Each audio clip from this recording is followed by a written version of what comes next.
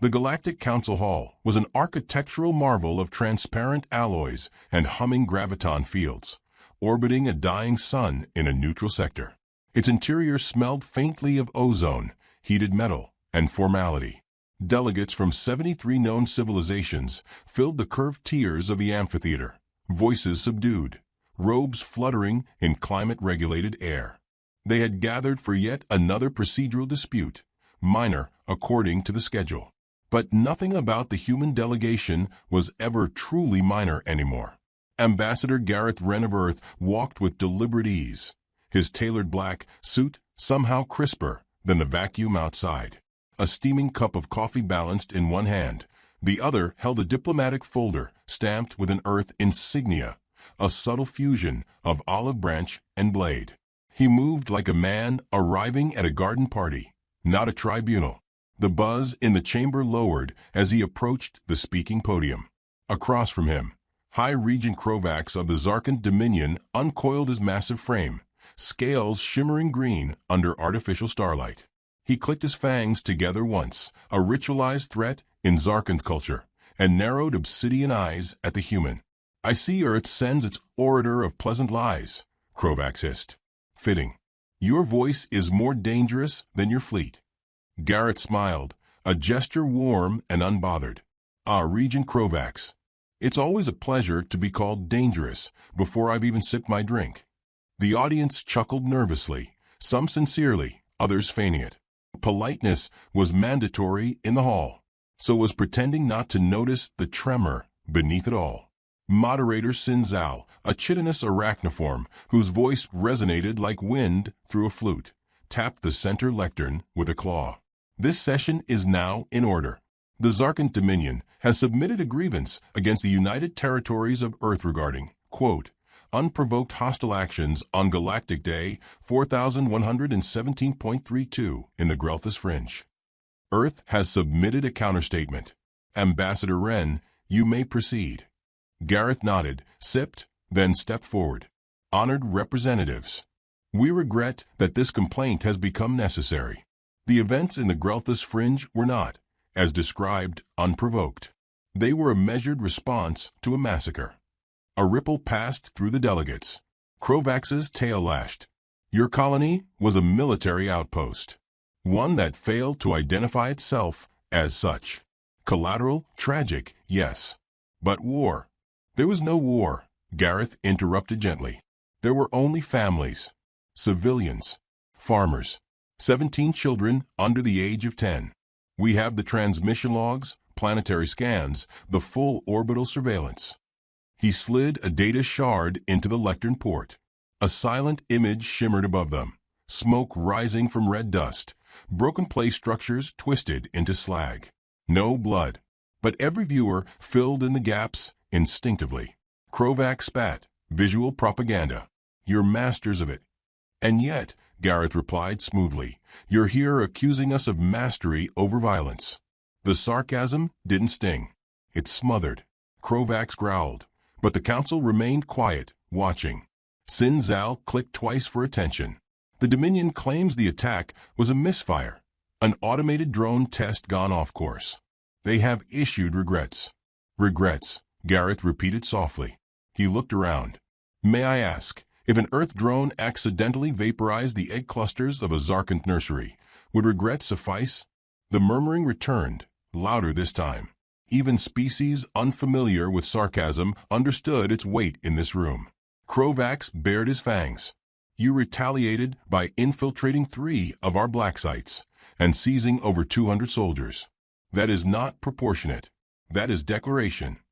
Gareth closed his folder, tapping it once for emphasis. "We responded with restraint and clarity.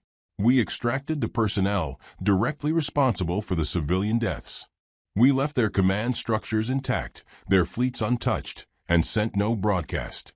You, Regent, brought this into the light, not us." Sinzal turned slightly. "Ambassador Wren, are you saying Earth does not consider this an act of war?" "We consider it justice," Gareth replied. "Surgical, silent, and only as wide as it needed to be. War would look different." A pregnant pause. Delegate Cyric of the Solari Hive clicked his mandibles. If this is your restraint, what does Earth's war look like? Gareth took another sip of his coffee. You wouldn't live to write the answer. Laughter flickered, unsure and short-lived. Not because the joke failed, because no one was entirely sure it was a joke. Sin Zhao leaned forward. The Council must consider whether Earth has violated Galactic Resolution 82, the Anti-Provocation Accord. Would Earth care to define its current diplomatic posture? Gareth nodded. Certainly. Earth's posture remains defensive, but not submissive. We are not seeking war. We are seeking accountability. And if accountability is too alien a concept, then let us make it universal. Krovax bellowed. You think yourselves arbiters now? You, a species barely a galactic century old. We don't think, Gareth said. We remember. The words landed heavier than any threat. A few delegates shifted uncomfortably. Everyone knew humanity's arrival in the galactic community had come with legends, unverified stories of ancient wars, extinct threats, and Earth's rumored ejection from 2 prior council attempts. The humans had shown up with smiles and treaties. But behind those treaties had always been silence. Calculated, practiced, unnerving silence. Sin Zhao scanned the room. It appears there is a fundamental divergence in definitions. Gareth gestured. Then allow me to clarify Earth's updated position. Krovax sneered. By all means. Entertain us. Gareth looked directly into the floating lens of the media drone now orbiting him. Earth does not negotiate with murderers. Those who target the innocent, who bomb schools and hospitals, who apologize only after the ash has cooled. They are not states. They are not allies. They are problems. He paused just long enough. And we solve problems. The lens shuddered as it adjusted focus. Delegates who had been smirking minutes before were now blinking in silence. Not because of the words, but because of the man who said them, the way he said them. Calm, controlled, final. Krovax's voice dropped to a growl. This is your warning, then? No, Gareth said. This is your record. He stepped away from the podium, finishing his coffee in one elegant tilt. He set the cup down with quiet reverence, an oddly human thing to do, and bowed slightly to Sin Zhao. I yield the floor. Sin Zhao clicked twice in acknowledgement. Gareth turned without waiting for Krovax's reply. He knew the alien would hiss and snarl and perform dominance for the crowd. But the play had ended. The lights had dimmed. All that remained was interpretation. The delegates watched him go, whispers rising like smoke behind him. Every step of his leather shoes echoed the same unspoken truth. Earth hadn't overreacted. Earth had waited, and then struck with surgical, moral fury. As the chamber descended into bureaucratic murmurs and hurried translations, Gareth stepped into the exit corridor. Behind him, the datapad he'd left on the podium flickered once more. A final image on its screen. 17 names, 17 ages. A memorial. Not a threat, but no less effective. And above it, a single sentence written in perfect galactic standard, in a language that no longer bluffed. We prefer peace, but our dead don't. The diplomatic suite assigned to Earth was a quiet chamber tucked along the outer curve of the council station, with transparent walls revealing the great nothing of space and the nearby sun's dying light. Ambassador Gareth Wren stood before that view with his back straight, sipping another cup of coffee, watching distant stars pulse like silent alarm bells. Behind him, the room hummed with encrypted transmissions, low-level data pulses only the human team could read, interpret, or, more dangerously, interrupt. He didn't need to turn when the door hissed open. Colonel Mara Lin stepped inside, dressed not in uniform, but in a sharp-cut civilian blazer. Her eyes held none of Gareth's diplomatic softness. They were all edge, quietly scanning the space for hidden microphones, concealed optics. She handed him a fresh tablet. It's confirmed, she said, without preamble. Zarkan subcommanders are purging their own black sites. They think the leaks came from within. Gareth took the tablet, scanned the encrypted contents briefly, and gave a satisfied nod. Paranoia is such a self-cleaning tool, isn't it? We haven't fired a shot, Mara said. Yet 4 Dominion generals are missing, 3 facilities burned from the inside out, and their High Regent is screaming into the void on every open channel. "Let him scream," Gareth murmured. "It's the only sound he controls now." Outside the suite, the council hall churned with chaos disguised as procedure. Delegate whispers had turned into covert meetings. For the first time since Earth's induction, other species were hesitating before aligning with power blocks. The Zarkant Dominion, once untouchable, now stood exposed, frightened not of Earth's firepower, but of what Earth might already know. In the hallways, representatives glanced sideways when humans passed. No longer the charming, harmless newcomers. Now they carried an aura that couldn't be unlearned, an ancient weight behind modern smiles. Gareth's next public address was scheduled within the hour. He stood calmly in front of the mirror, adjusting the silver pin at his collar. An Earth insignia made of 2 circles, a planet inside a targeting reticle. Hidden in plain sight. Mara spoke softly behind him. "There's a growing request from civilian council members to clarify what Protocol Rook actually is." He adjusted his cuffs. "They'll find out." That was rhetorical. Ah. They exchanged a glance. She was the soldier, he the diplomat. But in moments like this, their roles blurred. "They're afraid of us now," Mara said.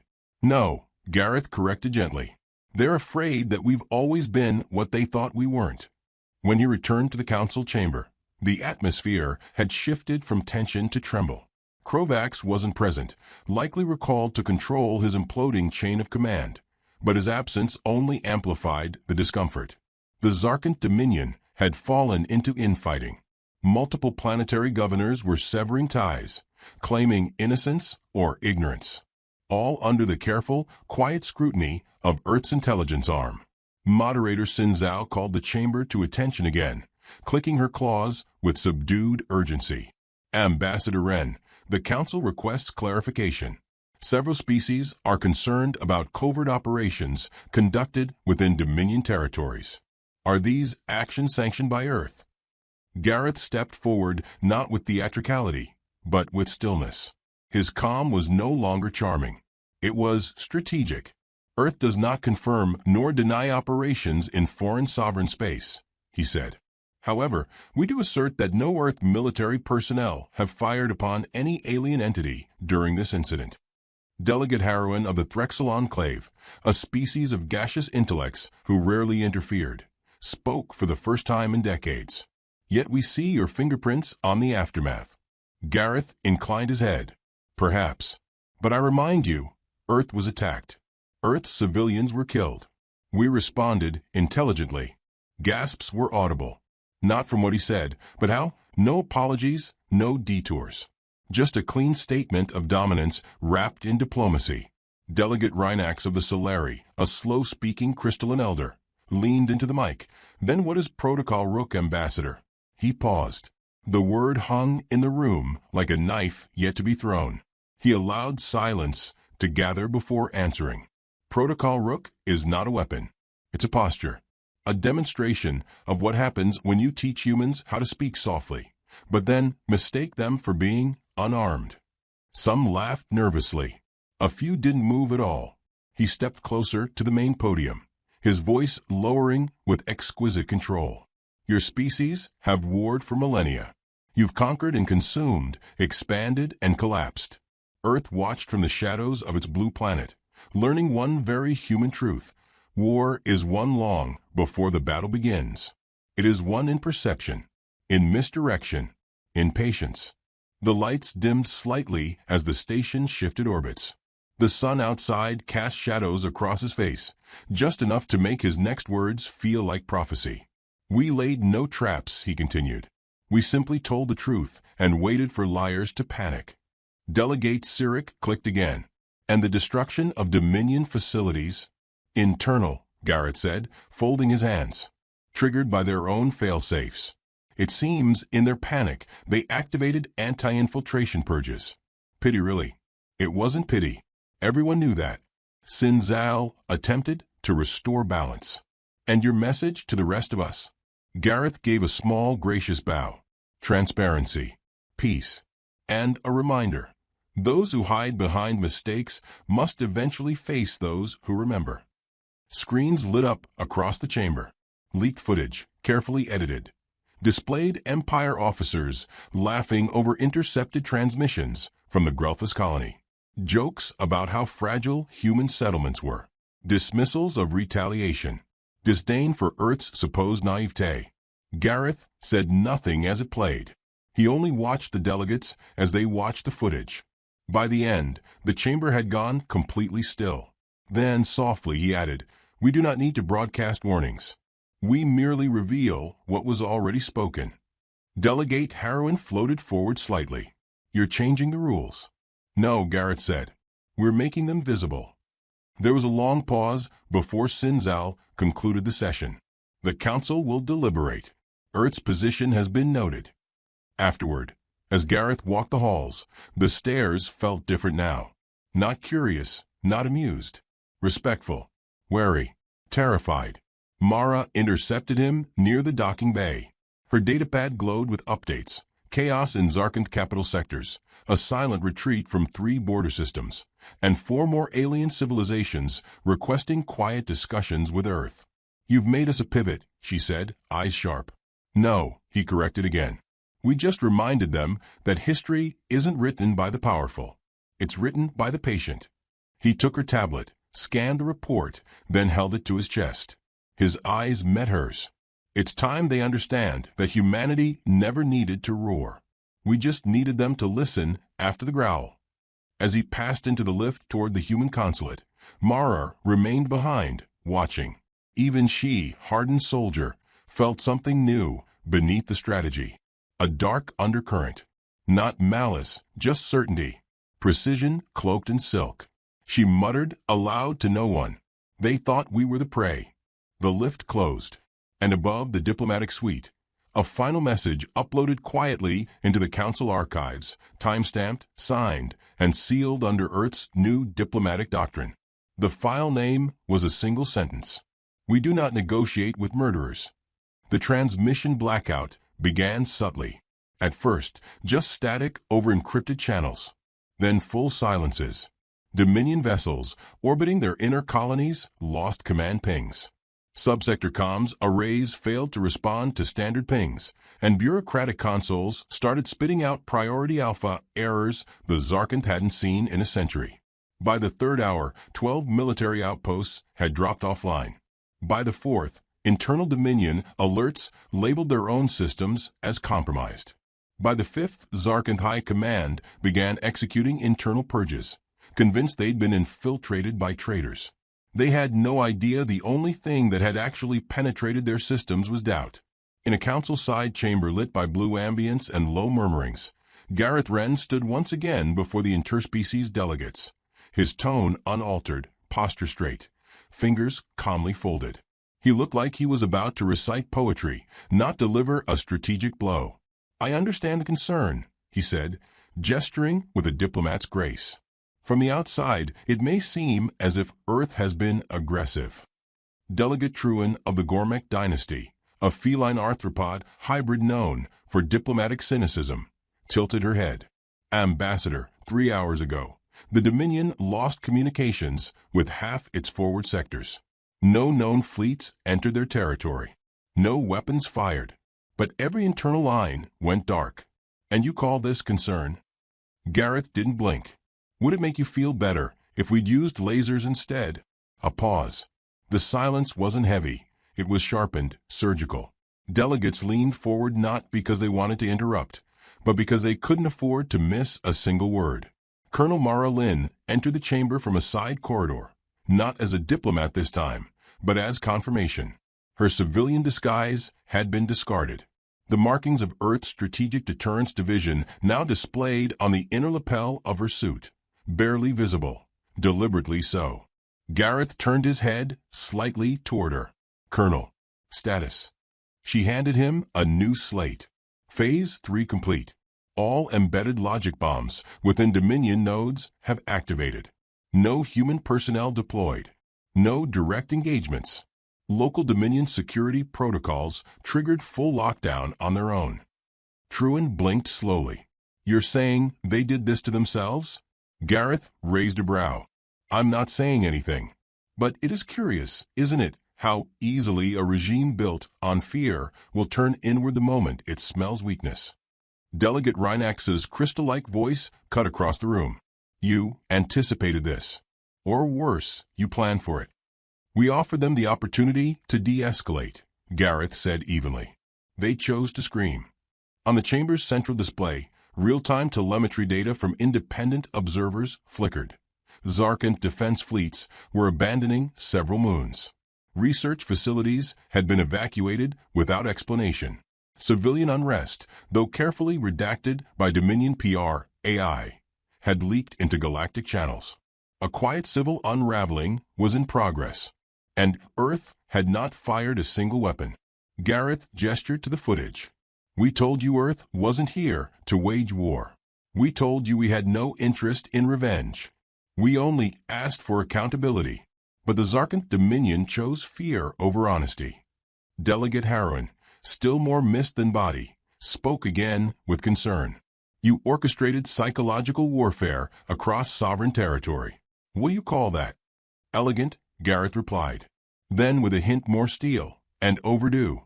For the first time since Earth's induction, the old powers of the galaxy looked not at a curious upstart species, but at a force that had redefined warfare entirely.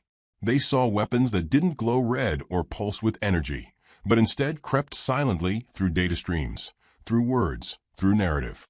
Colonel Lynn spoke now, her voice crisp and practical. Zarkant Dominion relied on closed-loop encryption across over 80% of their internal systems. We didn't need to break them. We just introduced uncertainty. We made them suspect their own command chains. The rest followed naturally. Gareth turned back to the assembly. Fear doesn't need a trigger. It only needs a mirror. Delegate Cyric leaned in, antennae twitching. Then what is your endgame? We've already achieved it, Gareth said. The Dominion's capacity to commit atrocities without consequence is gone. Their aura of control is shattered. And now every empire in this chamber understands that Earth's restraint is not born from inability, but from choice. He stepped back. The chamber dimmed slightly as systems registered new updates. Planetary governors defecting, Zarkant AI malfunctioning across naval installations, and a massive data dump, compiled and released by Earth's Ministry of Truth, containing detailed Dominion war crimes, evidence-backed, verified, irrefutable. Krovax had not returned. Word had spread that his own security detail had turned on him during a loyalty purge.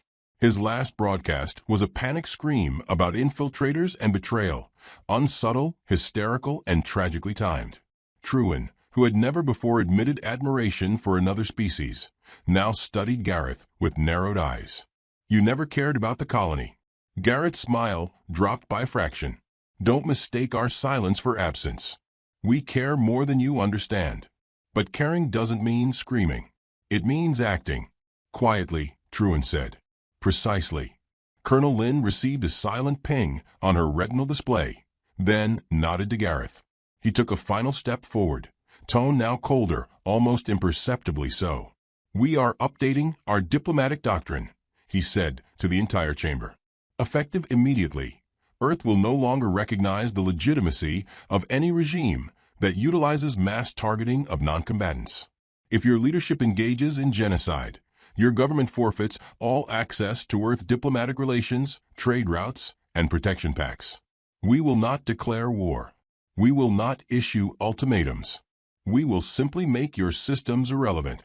By force, someone asked. By entropy, Gareth replied. And we're very good at entropy. A collective, unspeaking understanding passed through the delegates. A line had been drawn, not with lasers or swords, but with language and consequence.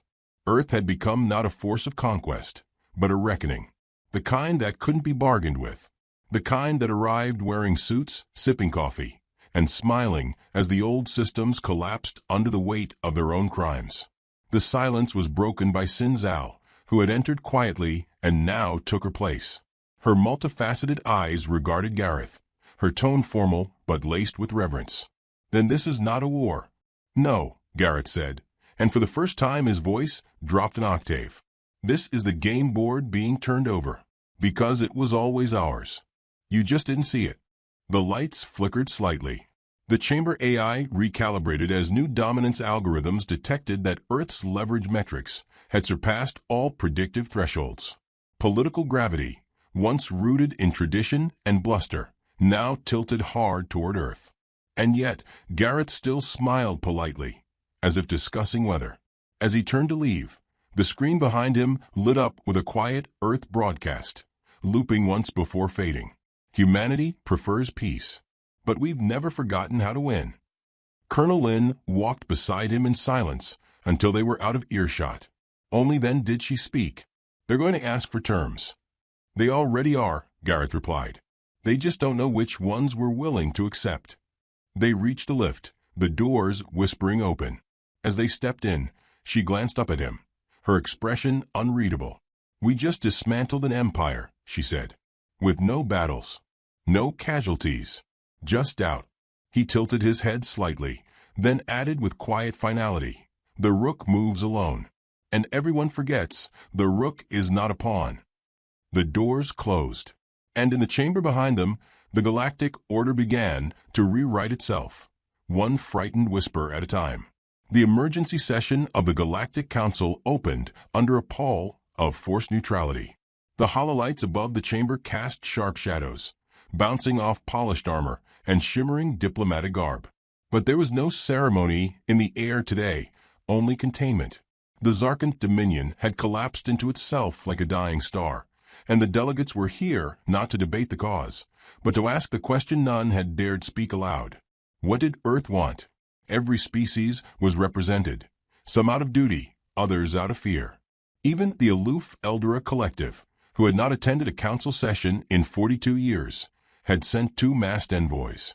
They stood unmoving, draped in veils, as if hoping to remain unseen by the gravity that now emanated from Earth's delegation, like radiation from a silent black hole. Ambassador Gareth Wren stood alone at the center of the chamber, without an entourage, without armed guards, and without notes. His presence felt surgical, sharp, quiet, and terrifying. A smile sat on his lips, not as decoration, but as a weapon. And beside him, unmoving, stood Colonel Mara Lin, her insignia exposed, her expression unreadable. Moderator Sin Zhao tapped her claw against the lectern 3 times.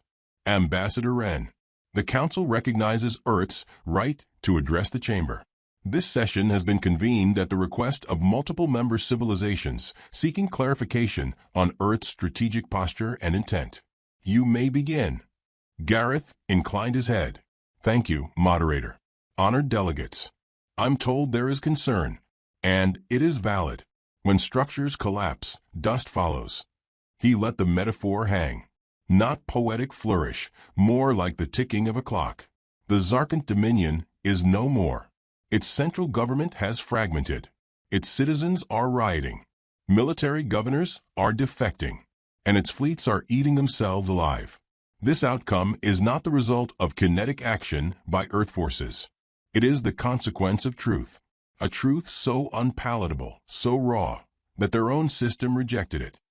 Delegate Truan, feline features tense with restraint, spoke from the 4th tier. You say you did not destroy them, but you made it inevitable. Gareth turned slightly toward her. No, they destroyed themselves the moment they believed their crimes would go unnoticed forever. We merely made sure the lights were turned on when they slipped. Delegate Harrowin's gaseous form rippled with unease.